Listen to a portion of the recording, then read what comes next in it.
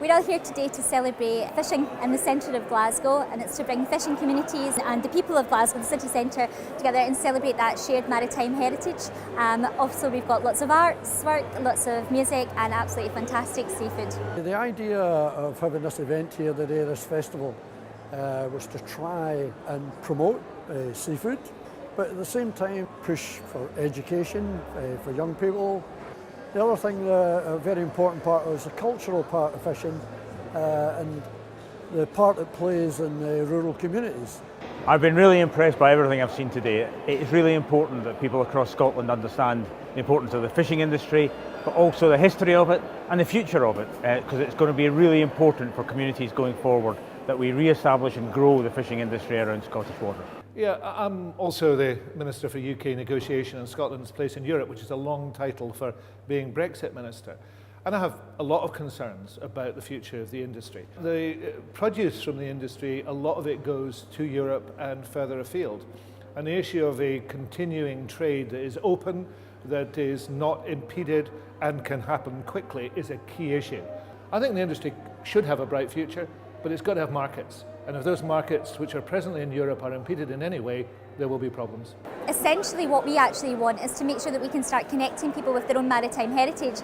Glasgow has the asset of the Clyde, which we don't use as much as we probably should, and this building itself was built in 1874 by the fishermen, when fishermen used to land just there at the Broomielaw. So it would be great to bring that back in again and start to get that visible presence of fishing back into the communities.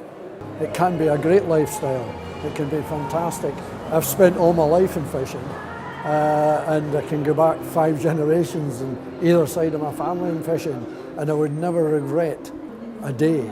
There's great opportunities for young people in fishing, and I think we should be making more of encouraging young people to get into it. It really is a good industry to be involved in. The fishing industry is important in an economic sense, but it's vitally important to the local communities as well. It's not just the value of the catch they bring in, it's all of the advantages it brings to tourism, to visitors coming to our local harbours and seeing the catch actually coming into shore, eating it in local restaurants, staying in local places as well. The impact it has on what are quite fragile communities is huge. And not only is it about stabilising that, it's about growing it, it's about making it long-term viable economic activity which will keep younger people here. We've got to do more about training people to get them into the industry as well, so Marine Scotland has got a part to play in that. But most of all, it's about joining all that together so people understand the importance of it.